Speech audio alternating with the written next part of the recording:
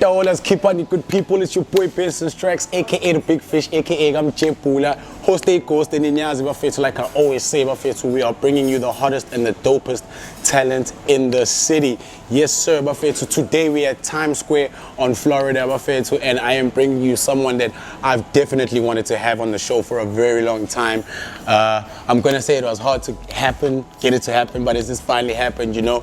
We're out here with, I think, probably one of the biggest guys in the game right now in Durban, doing the most part of the culture for a long time. The man needs no introduction, my fair too. But let's go straight into it. Let's say shout out to Times Square. TMM_0. That's our Instagram, Facebook, The Music Mag, YouTube, The Music Mag. It's that easy. You comment, you like, you subscribe, hit the notification bell, and we are family just like that. So, you're saying shit with ghost. I want to introduce everybody to the boy himself, the man behind a lot of the things happening in the game. He goes by the name of DJ Lab. When I pull up to this club, this women always show me love. When I pull up to this, they all ask where it's at. Yeah, tell them check it out on the map. DJ Lab. Sure, it's good, man. Amazing, man. What's happening? Yeah, it's good, man. It's good. Sure. Be nice, man. It's really dope to have you on set. Right, sure. Like I said, one of the big guys in the game, you know. Sure, you know, got the whole stronghold on the game, man, you know. And I just want to start like at a place where I think for people like me who don't know, who also still very young as well when it comes to age, where did it all start for DJ Lab? Jeepers, like which part exactly? I think the whole thing, bro, because I feel like you like a whole phenomenon, bro, you know. So I think let's start with the hip hop, with the love of hip hop, you know. I think when I registered what hip hop was, I don't know. Do you know who MC Hammer was? Yeah, I know who MC Hammer was. Yeah. Yeah, he was popping. So that's when I clicked as to what's okay, this is something. Yeah. Do you know what I mean? Like I remember Ngangsafunda, Emobeni Heights. Yeah.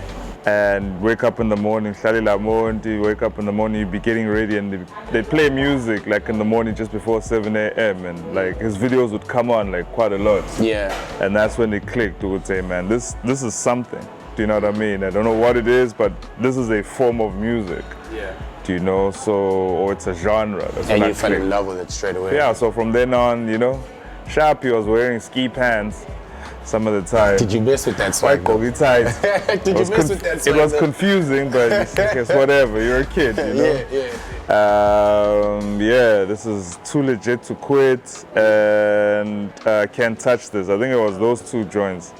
Then it clicked towards what it was, you know what I mean? Later in life, I got the record, corner, so it was quite a thing. So that's when I clicked towards what hip hop was. Yeah. Even though in hindsight it was hip hop, but you know, that was my introduction to the genre. And even though you'd heard joints before, but to register it as a genre, it was MC Hammer. MC Hammer, for sure. Or Snap had been there. Like there were quite a lot of people that had been there. NWA before that.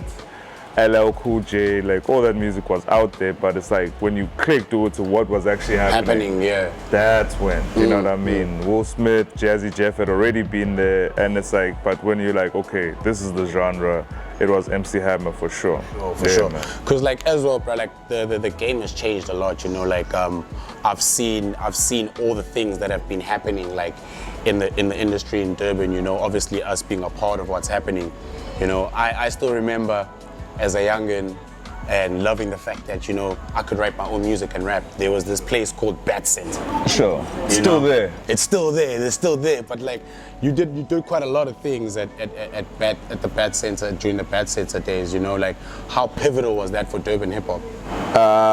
There were 3 Bat Center eras. Yeah.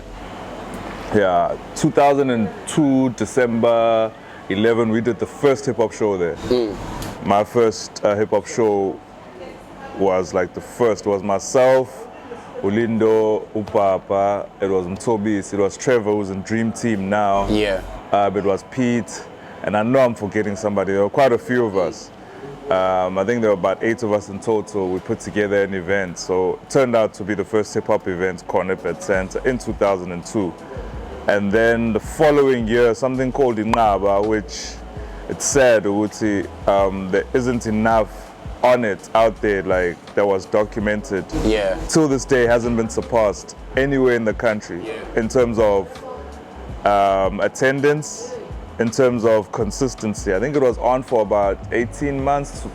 Damn, that's a long time, man. 2 to 3 years, actually, to be perfectly honest. Every single Thursday night, averaging like 2,500 people that were there for the hip hop. That's big. And it was a free event. It kicked off the whole Thursday culture thing, like Tegwini as well, like overall. And yeah, man, DJ Andre, shout out, Nontiga, to the Kla, both still active, you know, in their rides. And Ero Madlala, who's out at SAP now. I don't know if he's still there, but they believed or they put money behind the culture. Yeah. Do you know what I mean? And it moved. It moved. It gave birth to a Zulu boy. It gave birth to the hip hop DJing, DJ Lab. Yeah. It gave birth to things as we know them now. As we know them now. There were other spots that jumped before then, like all rock bees and all of that jazz, you know. Yeah. But for hip hop to start making its journey towards the mainstream from a KZN trajectory, I could safely say that's what it was. That's what it 03. was. Yeah. So in Ngaba, the hip hop sessions, I think they wrapped them up in 2006. And then the second era was the Life Check era, which was preceded by Bling Free. Bling Free started at Albert Park. If my memory serves me correct, I might be wrong. But then it eventually it found its way to Epet Center and was a daytime jump. So Ewok, shout out to that whole entire squad from all Ewok, Labs. I don't know if MG Fresh was involved. Black Moss eventually joined that outfit, and he was, you know, front runner, you know, with the homies. So yeah, big up to those gents as of for doing their thing. And then that led to that era that had Crump sprinkled onto it. Do you know what I mean? That was then, it ushered in a dance era as well, like into that hip hop thing. Into that hip hop space. Dance has always been a part of the hip hop. For sure. Matter of fact, after the DJing and the graph came the dance. Do you know what I mean? Yeah. And only then the MCing, you know what I mean, at a later stage. So, yeah, man, so big up to all those eras, you know, and now we've got something currently that's going. Yeah, and what's going right now, I feel like it's doing the most, man. Tuzagwe, so big up to Tuzagwe, he's keeping it alive, and a couple of other cats, but he's always doing something Jengamanje in 2021, so big up to him, and he's picked up the mantle and he's running with it in terms of getting behind an event, because Klanganisa in events is not it's not a child's play, you know what I mean? Yeah, it's some serious stuff, Convincing people to come the first time you do something, and then keeping those people coming to the next all the time, do you know what I mean? You kind of have to deliver every time, and I feel like he definitely has Uzawe, and Maziri, big up, bro. Yeah, and like I feel like for our youth out there, like the younger guys, man, like I think having you on the show is like, I feel like I'm in class right now, you know what I mean? Because I did get a chance to, obviously, I don't know which era it was of those Bad Center days, but obviously being a part of the hip hop thing, like I started seeing them, okay, you get there and you think you can rap type of thing, you know, and the guys were so intense with the music that they would freestyle for hours before they even jump on stage, you know. So it's very rare to see nowadays. I think a lot of guys are a lot more scripted than you know, off the dome type of thing, you know. But I also want to get into how does Lab now, from obviously being out here, Lamonti, you said, right? Lamonti, Mlazi, that's where I grew up, and then eventually Samuvele Pine Town, Mom Dukes, and you Germany, time I Ashley. Showcase. So for larger portion of my life we've been down, so shout out. So how does radio come into play? When does Lab decide, yo, I'm finna get into radio now, I want people to hear my voice and my opinion? My grandfather on my mom's side is late. He had a younger brother who's also late now. R.I.P. to them, man. Yeah, Mkulawati Mlazi. They later moved to West Valley. So there was a family gathering. I think I was about 10. Khona Wati Mlazi, Umalum Tami. I think Malumthula, Malumlamuli, and Malumbonga. There was a shed in the back. Bavule, and there was literally a broadcasting unit in the back of the shed. Yeah. That's random. So yeah, it was very random. That's so random. So they were messing around and like fake broadcasting, like while people were hanging out, and so that made sense to me like a lot. Yeah. Do you know what I mean? So I was like, okay, cool, this is nice. Yeah, but whatever this is, I like it. I dig it, yeah. So obviously, Sakula Slalelo Kantasi, or Podloza, you know what I mean, or VVO. Yeah. On, it was Radio Zulu back then. Do you know what I mean? So it's I like, remember that too. yeah, to see it now go down live was crazy, you know? And that's when the Glenn Lewises of the world started making sense to, you know, to us. Yeah. You know what I mean? The Kenny Maestries, like just a bunch of people. Yeah. And I think, so these are all the influences. And I think regarding the hip hop specifically, safe to say it was Glenn Lewis. Glenn Lewis. Who influenced it. As much as he's a house DJ. I was about to ask you this, like, how does Glenn Lewis influence? Glenn Lewis gave us DJ drama in the 90s. Snap. Yeah, so if you know what DJ Drummer's work is now, and the kind of artists he's working with, Glenn Lewis was dropping mixtapes, DJ Drummer mixtapes in the 90s, and it was like, yo, this is nice. Do you know what I mean? That way of putting together mixtapes, and he was introducing us to new hip-hop joints all the time. Think Techniques, Heart of the Beat, just a bunch of shows that he was involved in, and he was always for the hip-hop. Because house music as a genre hadn't quite taken off yet. Yeah.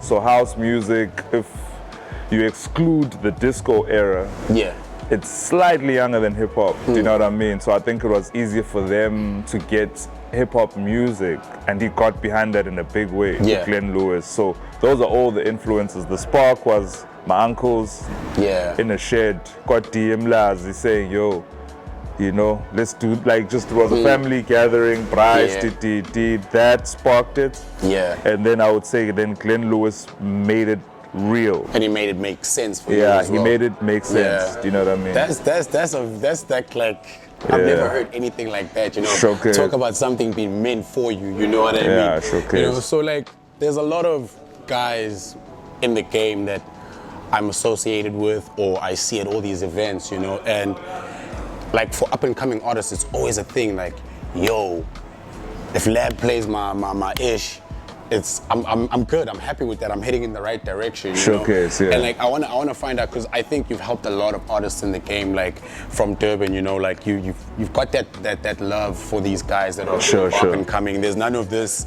yo, I'm from the 90s. You gotta rap like Slim Shady type thing. You know, like you've actually gone with the times. You know, so I wanna know, like, what do you see when you see like dope talent, when you're like, okay man, like this guy is the one, you know, like what would you look for in what do I look for? Yeah, for a situation like that. Primarily honesty. Yeah. Like just in the content, right? But that's after you've sat and listened to somebody. Yeah. Do you know what I mean? So yeah, and then it's up to you to then harness it, right? Yeah. So some people harness it and make the most of it. Other people are lazy with it. Do you know what I mean? Like out the gate, generally you can tell people that are gonna cut through, or have an opportunity to cut through, and the ones that won't cut through. Yeah. Do you know what I mean? So honesty, it's okay. This is it. This is for me. I really want to do this. Do you know what I mean? Because that cuts through. Like even when you're talking to somebody. Yeah. Do you know what I mean? And then it's like it's the music, man. Muspe Umpele, guy that does the music in Bizo, he always says the product has to be dope. Yeah, it has to be dope. Yeah, for sure. The first time you heard Eminem, you didn't have any doubts. Yeah. The first time you heard 50, you didn't have any doubts. The first time you heard Pro Kid, you didn't have any doubts. And then you got into the music, right? Yeah. So what's an MC or what's a rapper? Do you know what I mean? Like it's somebody who's nice with the words. Yeah. Do you know what I mean? Like captivates you, keeps you listening. You have to be a wordsmith. Yeah. On some level. Do you know what I mean? Sure. Flows and delivery, that stuff comes, it's attractive. That's what attracts you. Yeah. And then it's like when I listen to you, it's like, okay, what are you saying? What are you saying? Do you know what I mean? Because we eventually get to that point where we're like, we've got to listen to what you're saying. Exactly. Yeah. So people would get confused. I think I'm pretty sure I played Young Thug first in the city. T-Bag will vouch for me. When you listen to a Young Thug, firstly, it's like it's something new. Yeah. Right? So that there's value in also sounding different. Yeah. So it's like when you hear something different, the first time I heard Busta Rhymes, it was like, yo, Who's this guy? who's this guy? That Why is he voice. rapping like this? Yeah, You know? yeah. And old Busta, not the fast rapping Busta you Yeah. guys know. Like Yeah. there's a Tribe Called Quest Busta. Yes, Do you know what I mean? yeah. So it's like leaders of the new school Busta. It's like, okay, cool. His unique presentation was what first, you know? So he was honest to himself. Yeah. You understand? And then the delivery is very important, which is why the Notorious B.I.G. will always stand out. Yeah, he'll always. Do you know what I mean? Yeah. Because of his delivery. Do you know what I mean? He was, like the delivery, I feel like it almost came first, and then what he the was lyric. saying. Do you know what I mean? Because Yeah. he would, you know? Definitely, and he's one of those people where you say, man, the flow is so grown up. 'Cause Exactly. even guys that aren't even from that era are like, yo, They man, mess with it. You gotta mess with Biggie, you know. Exactly. If you're not So, messing with Biggie. yeah, so for me it's all those things, and then now as an entity, like what makes Reason stand out, like presentation yakhe, like Yeah. uthi ubani yabo, where he can't. Do Yeah. you know what I mean? Yeah. So that's very important. Unonzuzu Mkhunu, she works at Arts and Culture, Parks and Recreation Yeah. here at Tegwini, and she said the challenge with artists is this, ukuthi, if uthi uselokishini into edlala ibhola, you know for sure with that guy plays soccer. Yeah. He's either always jogging or he's got his togs on him all the time. He's always carrying a soccer ball. Like, you know for sure that guy This is a plays soccer soccer. player. Yeah. How many artists in your hood that claim to be artists can you tell without them telling you that they're artists? So that person is an Very artist. few. Very few. Very few, man. You understand? So it's like it's how you carry yourself. Doctors, lawyers will carry themselves in a certain way. Now as an artist, it's like you're an influencer out the gate. Yeah. And I'm not talking about social media. I'm talking about like what goes into your music, like how you dress up. You know what I mean? Yeah. Like there's a gangload of Travis Scotts running around now. Do you know For what I sure. mean? Because of what he presented. Yeah, to the people. Do you know what I mean? And that all goes Yeah, but- back to what you said with being honest as well, like as Exactly. an artist. Yeah. So it's like, so for me, it's everything. Everything counts. For sure. Like when it comes to an artist and how they present themselves to you. Because a Yeah. lot of dudes step up to you and they aren't able to convey utba. Do you know what I mean? Like Yeah. across to you. Do you Yeah, know what I mean? yeah. So dudes get stuck there. Do you know what I mean? So for me, everything matters. Everything matters, yeah. Everything matters. And since you're a wordsmith, if you end up in front of whoever, it could be a who's on radio, if you end up in front of a Felix Klope, or you end up in front of whoever that could put you on, myself, anybody that's doing something, and you get there and you don't have the words, what are you doing? What are you doing? Yeah, well, What are you doing? So for sure. back to the whole ciphers thing. Yeah. So that's what, for me, ciphers, what they did for artists back then. It's like you had a panel of your peers judging or gauging or rating what you do. Yeah. All you have is a beatbox, and then And it's you. and then it's you. Hey. So for me, that upskills you for when you kind of need to holler for that airplay, or when you need to holler to get put on a stage. Yeah. Yeah. So ukudodisana, or just that thing that can build your confidence. Build your confidence in front of crowds and these guys that can put Exactly. you on. Because I feel like a lot of guys fall into a position of under pressure, you know? Like, for instance, I get one of my friends to come through, yo, bro, I got DJ Lab today on set, you know, you want to drop a rhyme for him. And I think without the ciphers thing, guys lose that confidence. They lose that. It's They gone. they'd rather say, here's a USB with my music. And sometimes... How many of those USBs did I get while I was at this event? Exactly, yeah. How many people have taken my email and number? What's your unique selling point? Yeah. And the only unique selling point you have is your music. Is your It's your music. raps. So if you aren't in a position, you know, psychologically or emotionally, where you can convince me as umuntu osedecide ukuthi ngiyama ngiyakulalela, what are you saying to me? And you can't cut through to me. You're in the wrong business. You're in the wrong business for sure. And that guys is I think something that a lot of these young guys out there should actually like pay attention to. Is you gotta also understand that the person on the other side listening, you know, has to get something from that, because a lot of guys are like, no, hey, I played for something for Lair, but hey, there was no love. But like you say, the delivery or the way you carry yourself, you know. So yeah, I think it's a lesson learned for a lot of us as young musicians, man. And nobody owes you love. Yeah, no one owes you love. Only your mom and your dad. Yeah. Maybe your grandparents, babe. Nobody else owes you love. Nobody owes you love, you know, I like that. So we got a segment, season 3, you know, we got a segment called the Plug Talk.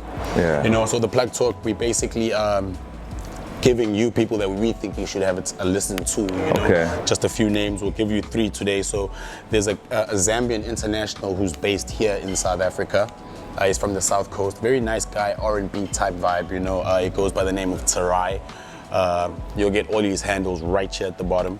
But yeah, look, like I think from us as an entity, as TMM, you know, we have to also be listening to a lot of music, and hearing that kid, man, like he's recently released, you know, and people are loving his music. So I just want you to keep in mind that there's a guy called Tarai. Okay, cool. Yeah, Tarai. I think he's gonna bring more of that Justin Bieber feel, you know, to the Durban industry. You know, he's got a nice voice and everything. Sure. There's another guy that I enjoy. You know, I also know him personally. You know, shout out to Gagasi FM. You know, that's a guy that I think you definitely have to have a listen to. He can do almost everything. Sure. Like bro, I feel like that guy there, he's the next thing. Sure. Out of Durban. Gagasi FM, you know, he's got that Black Diamond feel to him, that Java mix, you know. He actually calls his style, his Black Diamonds as Java, you know what I mean? Sure. he's a dope character as well. He can do a lot. Like I say, he's got that feel, yes, Java, Black Diamond, and then the rapping as well, to an extent that he can even jump on a drum beat. So he's a very talented, multi-talented guy. I think you guys will hear a lot of him. And then there's Miss Andy. I don't know if you know Miss Andy. She's been doing a lot in Durban. Okay. Yeah, she brings that nice female feel to the game, with a lot of flair as well. You know, most of the times when we listen to female artists, it's just like, ish, you know, I look sexy, you know, and then you've got to like my music. That's it. But with her, there's lyrical skill, there's flow.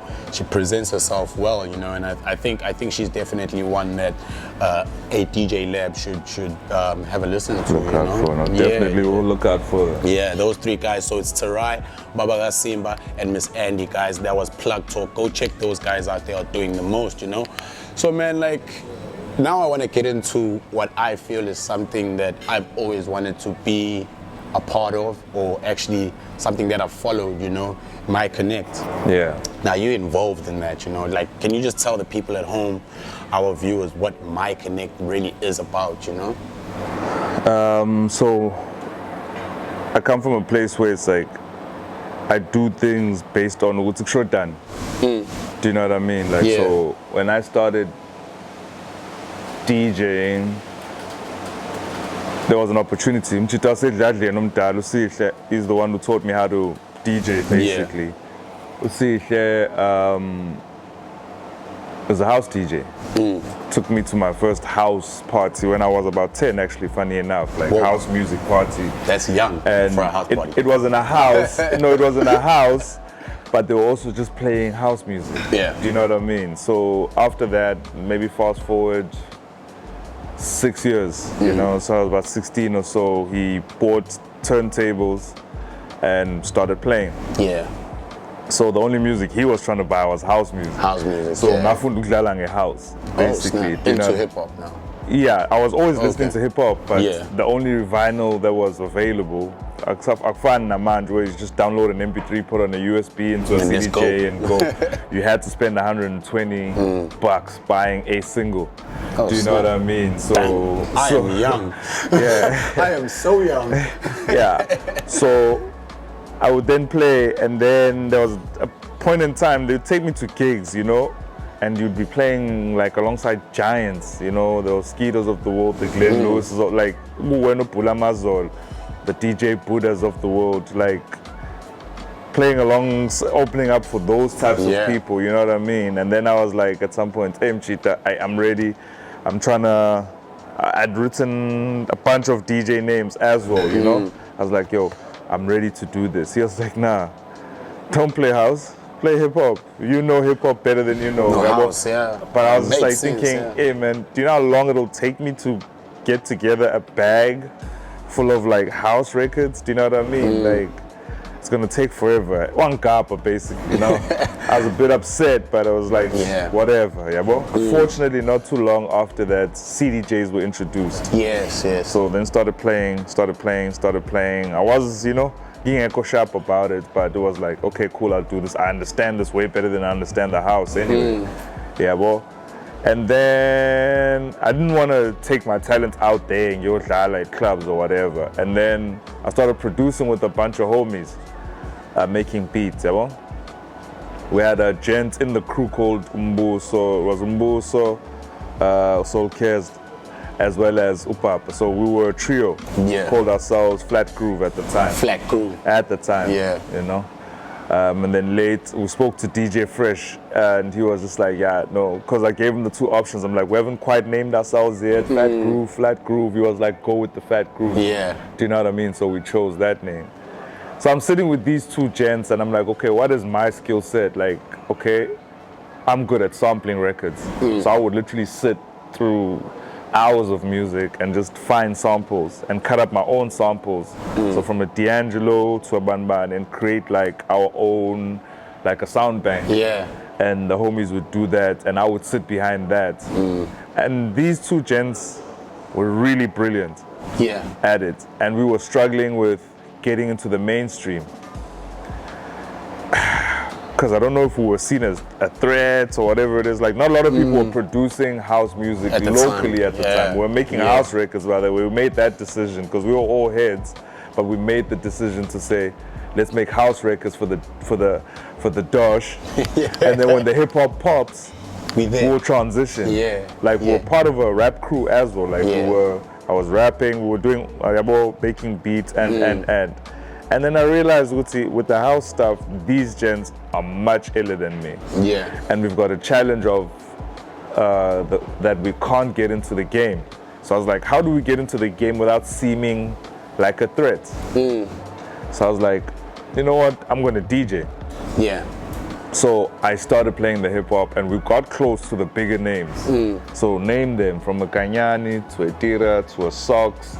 These were the dudes that were leading the pack. DJ Sianda, like all these people, a Glenn Lewis even, you know what I mean? For sure. But it was, they'd seen the conversation started off with a hip hop DJ, and then it was like, yo, actually, we got this as well. We got this too. Do you know what I mean?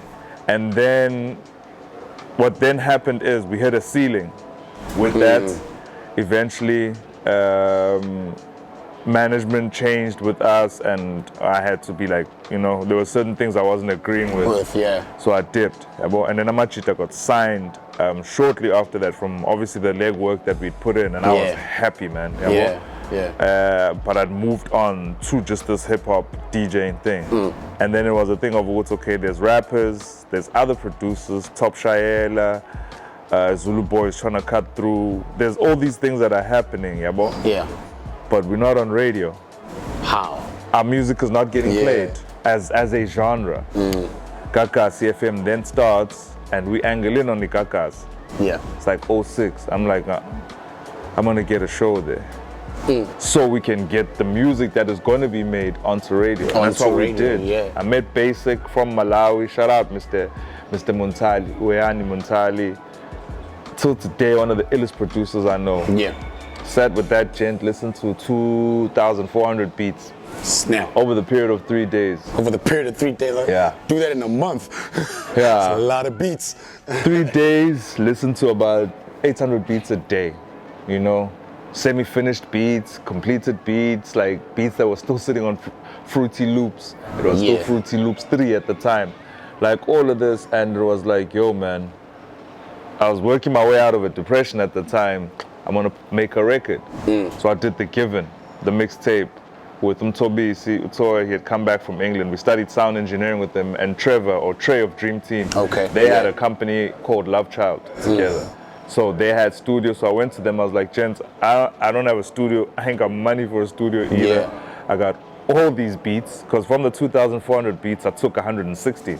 Sure. I'm like, I got 160 beats. There's a rapper called Abdus that I'm trying to work with. There's a rapper called Pro Kid that I'm trying to work with. A K Black that I'm trying to work with. A Sky Wonder that I'm trying to work with. A Ngondo that I'm trying to work with. Yeah. So how are we doing this? So Amachi, they were like, all right, cool. We'll contribute with the studio, recording facility, and what can we do? Then we built all the other artists around that, you know what I mean? Yeah. Pro Kid had label problems, he was out. K Black never responded to my advances, and it was like, okay, cool. So then the cornerstone then became Ngondo and Abdus and the Sky, do you know what I mean? And they did a sterling, a crazy job, do you know what I mean? I think I'm old enough to say I listened to those guys. Exactly. I remember the first time I ever heard Abdus, I was in studio with a guy called Ruma. Oh, Ruma. Yeah, Ruma, right? Sia. You know, shout out Sure. to Ruma, who's still doing his thing, you know. I'm sitting in the studio with Ruma, and it's a matter of me just being there in the studio and just, you know, just trying to grasp. And they play this Abdus guy. Yeah. Bro, I've loved Abdus's music from that time. Too talented, that Too shit. talented. Oh no, Sky Wonder was probably, I'm not even gonna joke, my head on the chopping block, probably the first female that actually rapped. Straight up. The first female that actually rapped, that had bars and was competing with the guys, you know what I mean? Embodying them, bro. That's how There's a lot of graves under that name. That's how I worked with Sky. Yeah. I got to an event that was a Roma revolving downstairs, and she was murdering dudes. I'm like, sir, who is this? You just, hey girl. Yeah, and what's then up? I hollered at somebody for her number. That dude took 6 months to give me that girl's number. Damn. So it was whatever. Yeah. So put that project out because there was a void of that. And where were we playing this project? On the radio show I got on Gagasi. Bro. You understand? And then we built our own stages as well. We had a tour in 2007. And we went to Maritzburg, we performed at the skate park at Downey. We bounced around. Do you know what I mean? And then eventually I partnered with a gent called Ayan Makukule, and then we did some insane thing, man, at the pavilion. Like, we'd done a few shows at Clermont, Pinetown Girls, and then we did a show. I think we had 6,000 people at the pavilion. This is a lot of people. This is then, you understand? And it was like, there's definitely a scene for this. You know what I mean? Yeah. So then, you know, things go through ebbs and flows. And then it was like, when we stopped doing that, or I stopped doing that, then it went quiet. And I would sit with artists on some, in the past 2 years, how many times have you been on stage? And dudes would tell you once or twice. Once or twice, yeah. 3 times at most. I remember one person said 3 times, and that was the most out of everybody there. That you'd spoken You understand? to, yeah. So I was like, okay, how do we create stages? Yeah, bro. So we figured some things out. I worked with a gent called Champ on a backyard session. And then we did an event at, we were supposed to do that event here. There's a club that's no longer here, Line Morningside. And we got dropped by one of these departments that were gonna sponsor that thing. Yeah. And the T-Bag forced me basically to do that event after we were dropped, because I was like, hey man, these guys literally just went dark side of the moon on us. And he was like, we're doing this event, even if it sucks, we're doing it. We'll do it. Yeah. Well, so I'm funny about sound. Like, sound has to be proper. Yeah. Like, when you can't really do well with club sound. We had an event, we were doing it with club sound. It irked me. But it's like, we did it anyway to be like, okay, we did it. There were some images. Some people had a good time. You know what I mean? I personally didn't. And then it was like, how do we grow this? And then I came up with the idea of having a 4-month program or 6 weeks of stage time for artists during winter. Because winter is generally the slowest time for artists. That's all. Yeah, for sure. And who have I been working with at that point for the past, call it 8 years? It had been up and coming acts. And I personally knew for sure that there were 4,000 MCs in Durban at least. For sure. So it's like, where are these people? Where are they performing? Yeah. So then we set up in my Connect. So you literally auditioned for a spot. We took on 800 artists. Damn. Cut it down to 180 something odd. And then we worked with those people for 16 weeks. And there was a process of elimination every week. The idea or the plan had been to take those artists to the CMJ Marathon, which is in New York. Yeah. And we broke it down to guys. Bafethu, here's our potential sponsor, a gentleman from the city. He came, he met them. He's like, guys, we will try to get you to this thing.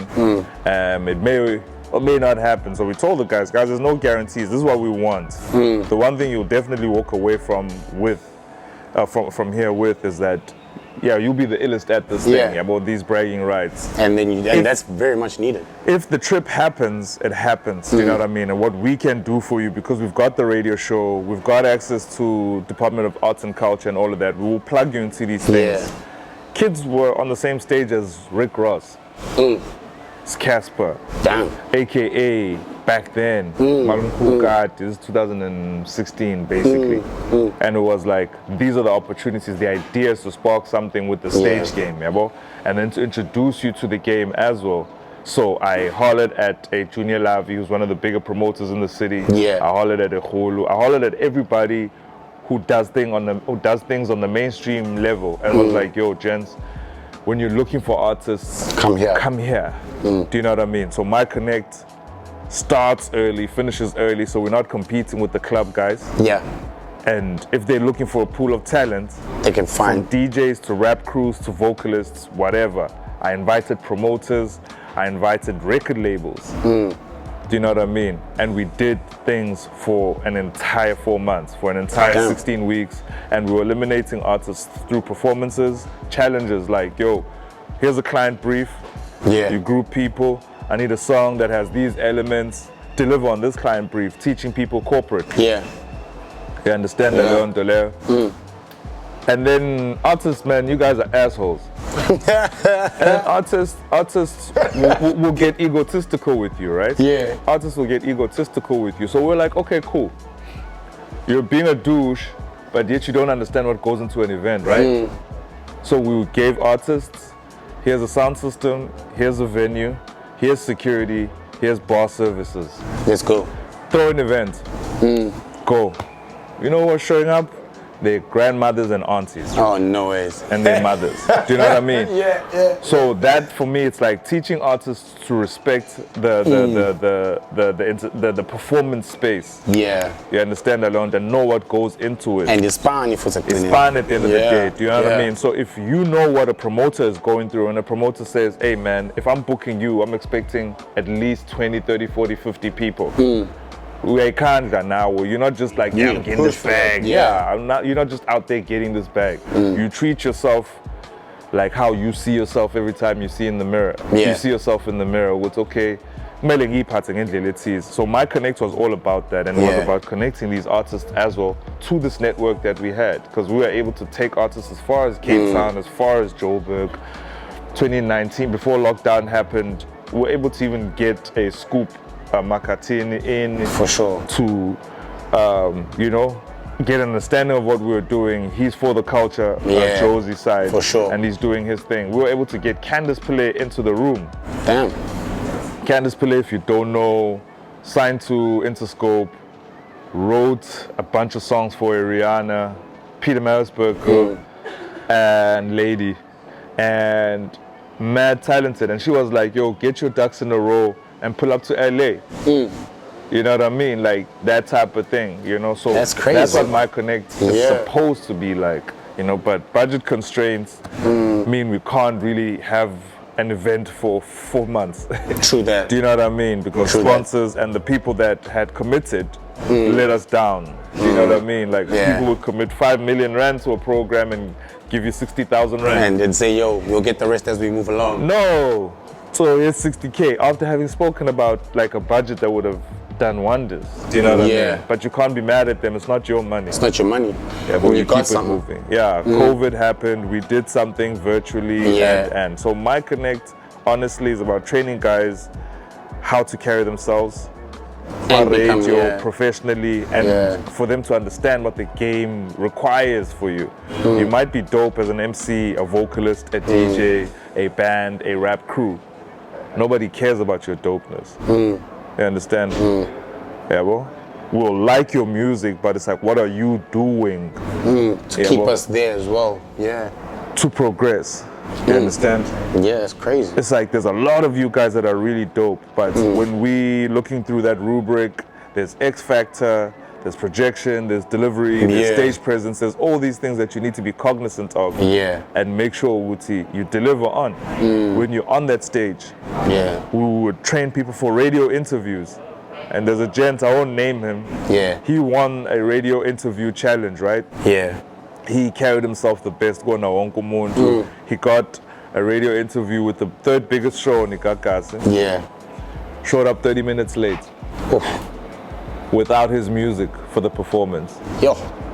So that's what artists do. When I say artists are assholes, I mean it. I'm a douchebag. Should I'm a douchebag, my friends. So study the game, guys. Like making the music is amazing. But study the game. It's Study the music the game. business. As Dre says, Dr. Dre said. So Amachita will just focus on the music part. And just hope that it's gonna it's gonna happen. And it's gonna bring everything in, but some things you gotta go get yourself. And that's the business side. So understand both, and if you know what your strengths lie just in the music, align yourself with people that can help you with the business stuff until you can afford to pay a manager, until you can afford to get all these things done for you, and you obviously have to pay for those. Exactly. And you pay for them either out of your own pockets or by getting signed. And bro, like my connect, like the fact that I now understand how deep it is, man. I really encourage all these young guys as to when things actually start picking up again, to actually go check it out, try be a part of it. I think with all those things said, it's very important to also allow yourself to learn, like especially from guys like you, man. And before we head out, man, I just want to say the Fresh Cut show, bro. Man, you and Asante, man, you're doing the most. That's probably the hardest hip hop show right now, man. It's amazing, man. Thanks, man. And what you're doing for the culture, man. Like honestly speaking, like I'll say this right now on air is that even myself and my team doing this, it's from listening to guys like you, like this whole show starting up was like, man, we need something for Durban. You guys have got the Fresh Cut show. Now it might connect. What's next? So like we wanna, on behalf of everyone that's in the game in Durban, man, we want to just say thank you to you, man. Thank you for everything you're doing, and we hope you keep doing more, And man, it's just blessings, and let's see the Durban game grow, So we want to thank you for being on the show. For sure, man. It's been ill chilling with you. Probably one of my favorite interviews. Probably one of the biggest interviews I've done right now. About 10 people.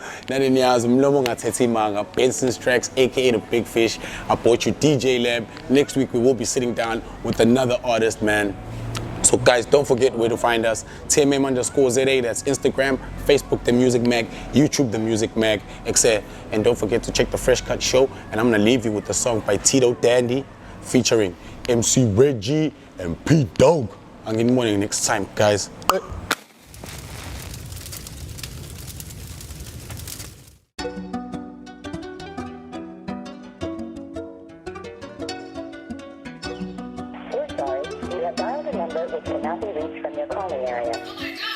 Rainy days don't mean nothing to me. I got a little something.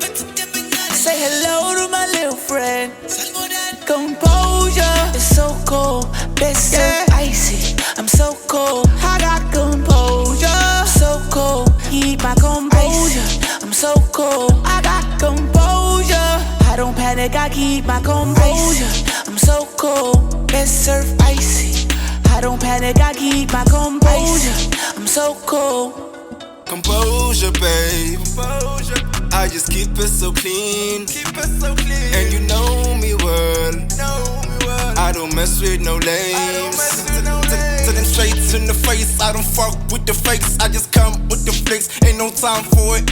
You don't know me well. All these bitches the same. Gotta rise just to shine, they can take it from me. I'ma grind, get what's mine, they can make it from me. Rainy days don't mean nothing to me. I got a little something. Say hello to my little friend. Composure is so cold. Best served icy. I'm so cold. I got composure. So cold. Icy. I'm so cold. I say I'm icy, yeah, I'm frozen. I'm shit influential, you know that I'm chosen. Big drip, baby, and my pockets rolling. Don't call on my phone if it ain't about profits.